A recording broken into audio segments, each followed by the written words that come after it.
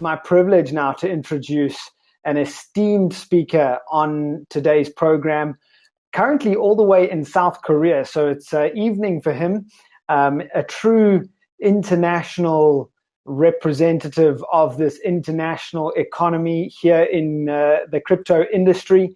He is Chief Strategy Officer at none other than Bittrex. Of course, Bittrex, one of the great exchanges of the early days of crypto, and has become a true global leader. Now, if you head on over to Kwon Park's LinkedIn page, you're going to be in for quite a surprise. This is an impressive little summary, and all you need to do is look at the first two things. He is a member of the New York State Bar, a member of the DC Bar, and he qualified from the George Washington University Law School. So you can imagine, perfect for crypto, because regulations and compliance is the big headache at the moment when it comes to this industry. So, ladies and gentlemen, it is my privilege to introduce to you the Chief Strategy Officer of Bittrex Global, Kwon Park. Thank you for joining us here, and we're looking forward to your talk. It's over to you, man. Thank you, James. Very happy to be here. Thank you for the kind introduction. It's always great to get to talk about the industry, and there's been just tremendous growth. And with that, I guess one of the reasons I joined the industry was because I really believed in the growth and especially the financial inclusion aspect of it, when it comes to remittance and facilitating transactions, giving people access to financial freedom. So Bittrex Global, let me, I know some of the folks out there might know about us, but let me give a brief little introduction. So Bittrex, when it first started in 2014 by three very esteemed cybersecurity engineers that were former Amazon and Microsoft senior managers. It was started in 2014 in the United States. Now, the exchange has broken out into Bittrex US exchange, where it services all of the US customers only, and then Bittrex Global Exchange, which is the platform that I am a part of. And Bittrex Global operates two licensed exchanges around the world. One is located in Europe, in Vaduz, Liechtenstein. It is regulated by the Financial Market Authority and licensed under the TVTG Act, which they call the Blockchain Act. Also, Bittrex Global operates an exchange out of Bermuda. It has a Class F license under the Digital Asset Business Act, and it's supervised by the Bermuda Monetary Authority. And I think that's very important to have, good supervision and regulators to make sure that we're facilitating good behavior and a safe environment for our users. Now, going into financial inclusion, I'll kind of go into some of the problems that we see in the world today. Financial inclusion is not just a problem in the developing world. I mean, we see it even in the U.S. and some of the developed countries as well. I think these stats are very powerful, and I think it speaks for itself. But one out of three people in the world are unbanked. 2 billion people do not have access to financial tools. Even 22% of Americans are unbanked or underbanked, according to the Federal Reserve, which I found very shocking. And 3 billion people had no financial safety net during the COVID pandemic. This one is really powerful for me because I did travel in a lot of countries in Europe over the summer, even in South Korea, where I am right now. And every time I searched, while I was in Barcelona, I was in Milan, every time I searched for a restaurant that was popular, I'd go there and see that it was closed. I think this number is very telling with my real life experiences this summer, and it was actually very sad to see.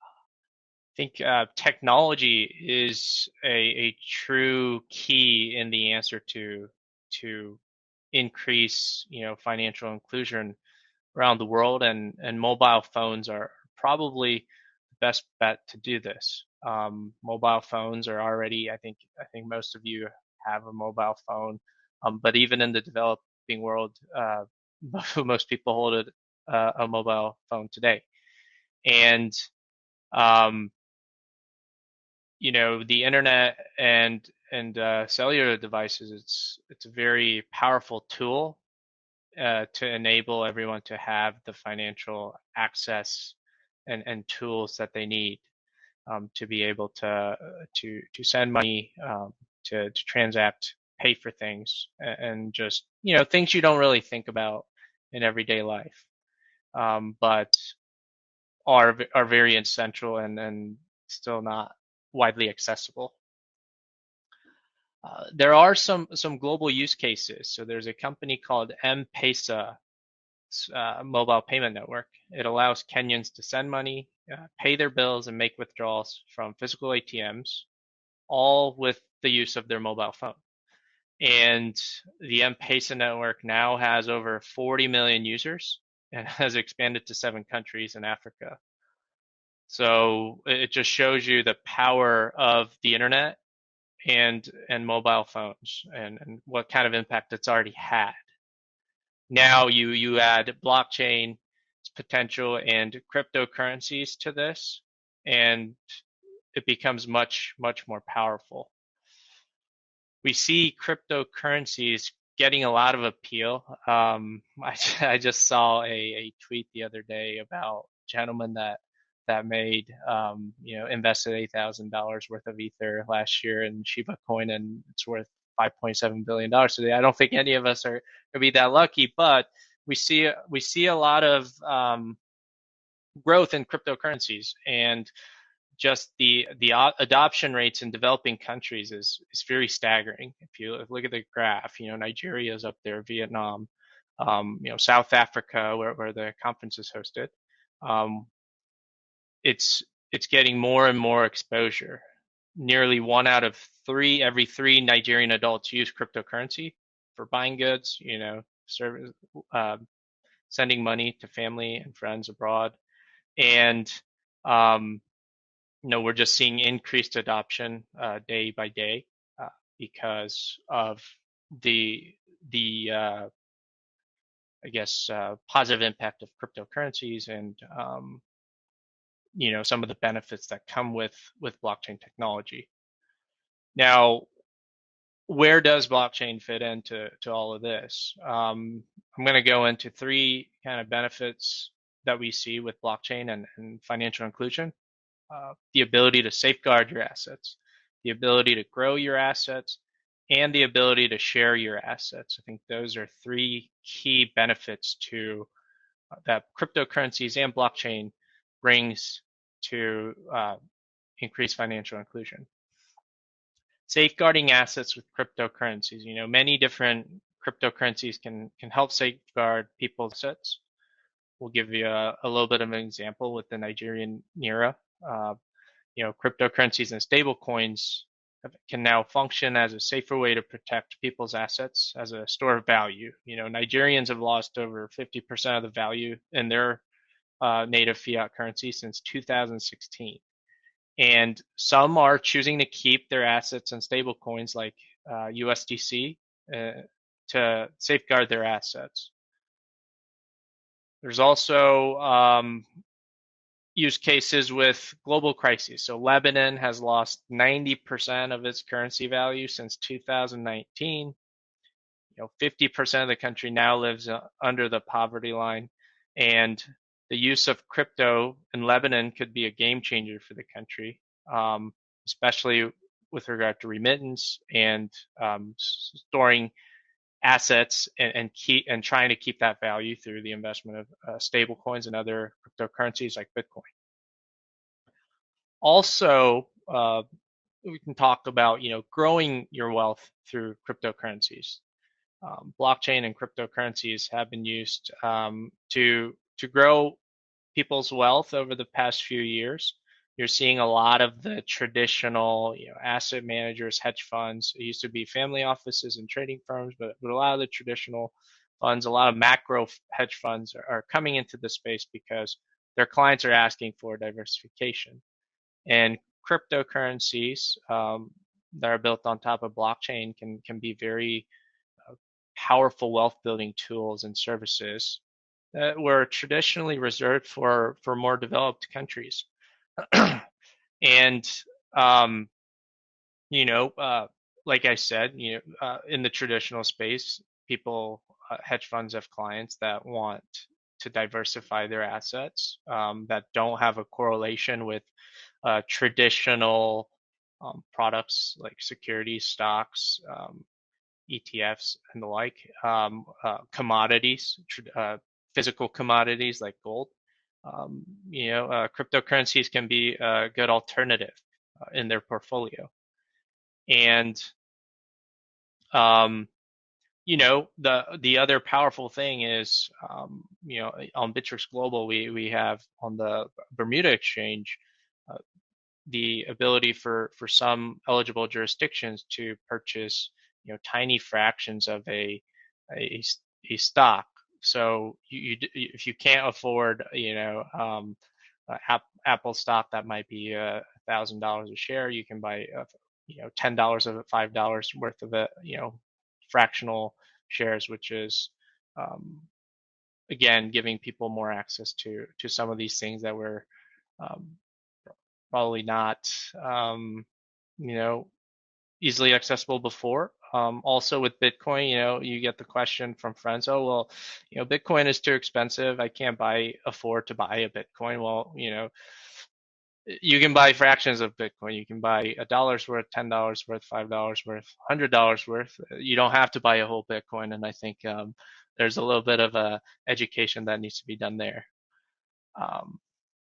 And then, blockchain and cryptocurrencies can also make sending money across borders much more cheaper and more efficient. You're seeing that with lower transaction fees for some of these blockchains. And there's faster settlement times. It's almost instantaneous. It doesn't have to go through all of these intermediaries in the traditional financial system. A lot of the remittance companies in the old world are actually looking into blockchain technology and cryptocurrencies because they see all of the efficiencies that it comes, the efficiencies to drive down costs and for their users, right? As well as increasing their margins. So this stat I also found was powerful. World Bank estimated that remittances will reach almost $600 billion by the end of this year, and it costs an average of 6.38% of the remittance amount. So that's the transaction cost. Now, if you calculate that, it's almost $40 billion a year that's lost on remittance fees, and blockchain and cryptocurrency can totally reduce that cost by a ton, which will be savings to those people in the developing countries as well as the developed countries to send money abroad. Also, a real life use case. I think El Salvador's been in the press quite a bit recently, but it has become the first country to take steps to use cryptocurrencies as the basis for remittances. A little bit of statistics on El Salvador. 20% of the population lives under poverty line. 70% of the population is unbanked. More than 20% of the country's GDP consists of remittances abroad. I bet you more than 70% of the population has a cell phone, though, and has access to the internet. So, as everyone might be aware of, June this year, El Salvador accepted Bitcoin as legal tender, and is leveraging the Bitcoin Lightning Network to greatly reduce the costs and increase efficiencies with remittances. And I think this is going to be truly powerful, and the whole world is watching to see how this plays out. And El Salvador taking the lead in the adoption and recognizing Bitcoin as legal tender, I think there'll be a domino effect. I truly think you're going to see reduced costs in remittances and wider access, and people are going to be able to learn a little bit more, and there'll be more products that will make it more user friendly to be able to interact with cryptocurrencies. So, with that, we talk about all the benefits. We talk about a lot of the use cases. It's going to take time. Global financial institutions aren't really receptive yet still to the idea of cryptocurrencies, and I think there will be a shakeout in the near future. There's tons of domestic regulatory action. There's international bodies looking at how to set clear rules so everyone is playing by the same rules. But also, I think what people kind of forget about when they see regulation, it's this is going to be bad for XYZ, but actually with clear rules and the right guidance, and sometimes regulators don't always get it right, but if they kind of look at the intent and the purpose and of the policy, it's really to try to protect everybody and make sure there's a safe environment so that there's healthy growth when it comes to blockchain adoption. So we'll see how this goes. It will take time, but I'm very optimistic, and it will be, I think with El Salvador, there will be more countries that are going to kind of follow their lead, and hopefully it doesn't come in too much time, but I do truly believe it will be very beneficial for especially the developing countries to have access to financial products and to learn more about how to manage their wealth. So thank you very much. That is the end of the presentation, and I'm happy to take a little bit of questions. All right. Thanks so much, Kwon. Appreciate that, man. Thank you. Did you get to the question that was asked there by Cornell? Oh, tokenized commodities. Yep. Oh. Yeah, that's it. Tokenized commodities. Yeah. Yes. Tokenized commodities.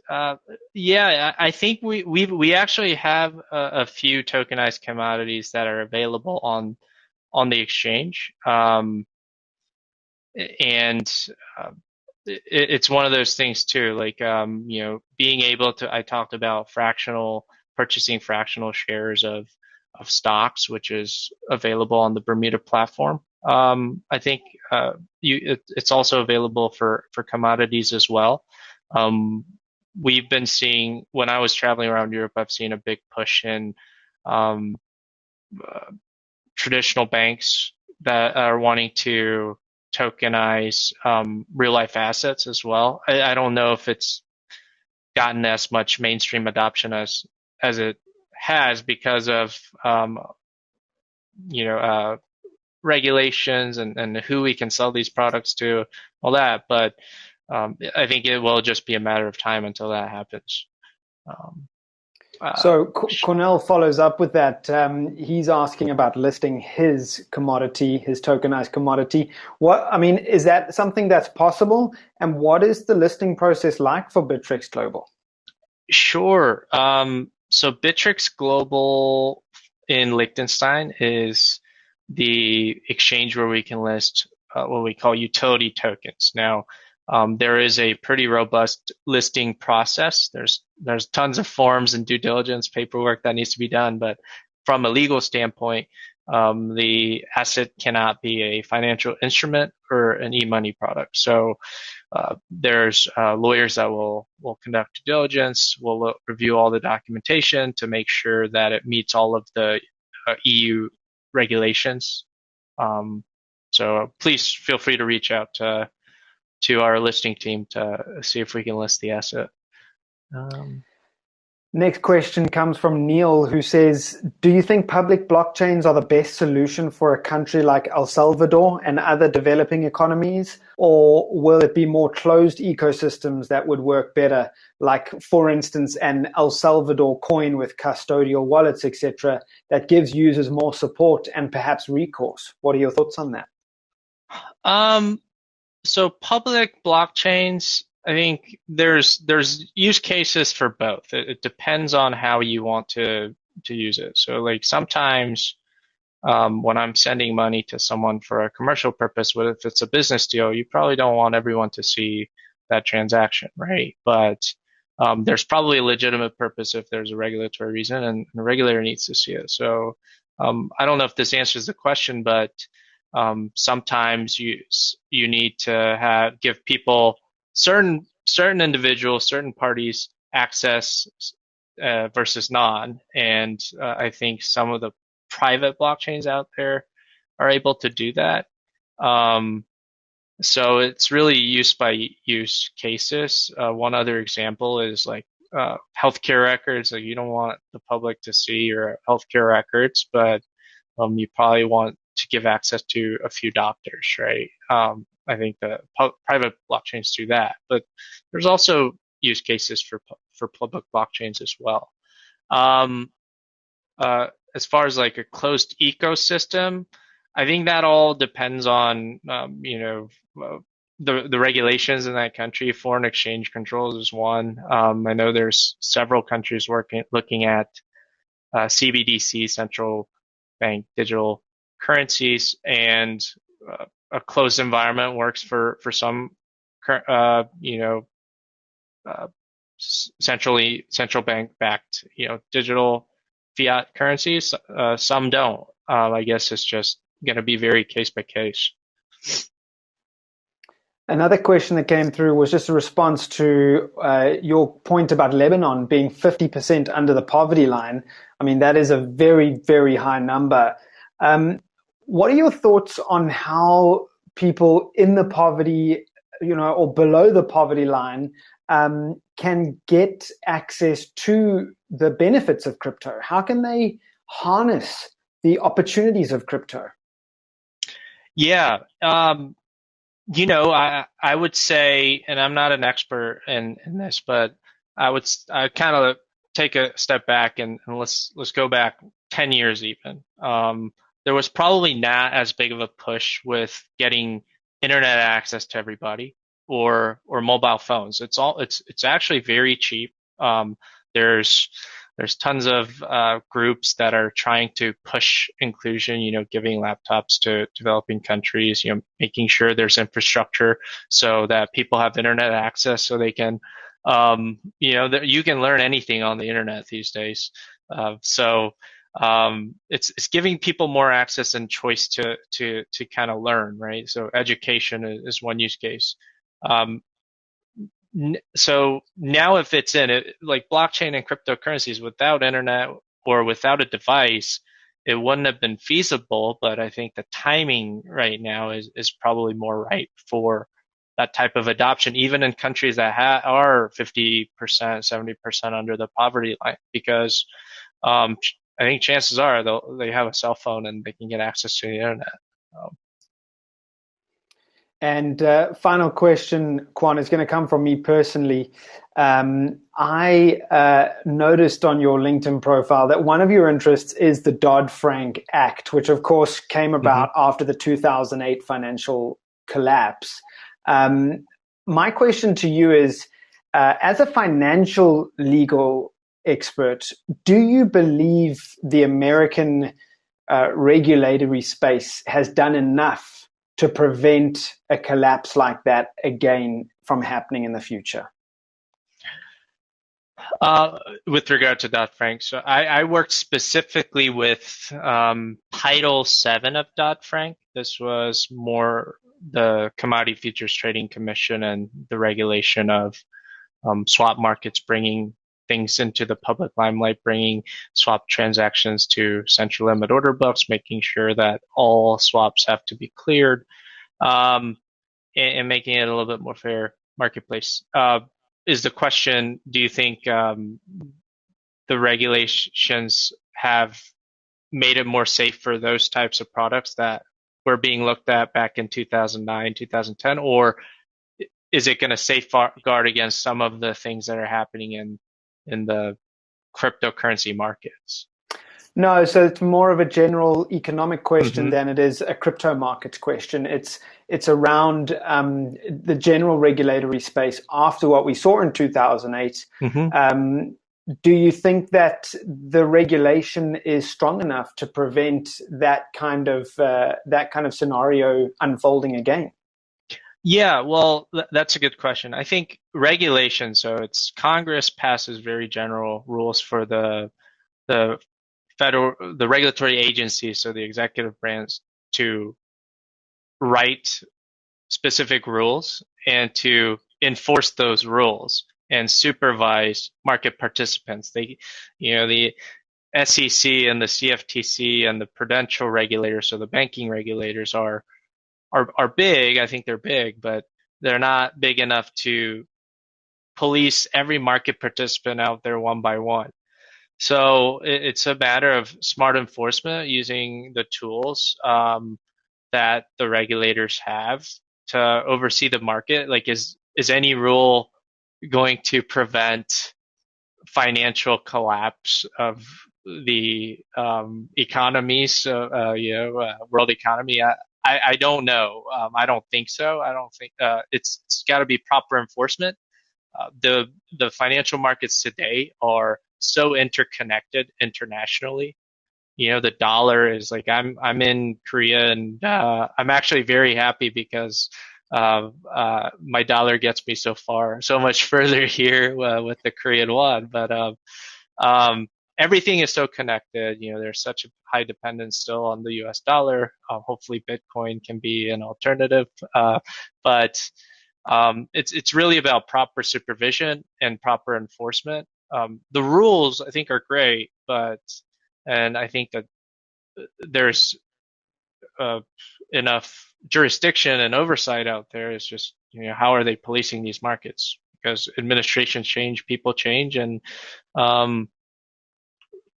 sometimes people tend to have short memories, right? They tend to forget about what happened historically and kind of let some of these bad behaviors pass. And it's really about proper enforcement. Yeah, I think that's a really key point. It's about, it's one thing to have the regulations in place. It's about the enforcement of those regulations. Well, Kwon, thank you so much. It's really been a privilege to have you speak with us here at CryptoFest. Your questions, the answers to the questions have been fantastic. Your presentation was outstanding. Kwon, thank you once again, and we look forward to hopefully seeing you on a South African platform again soon. Great. Thank you for having me. Thanks, everybody.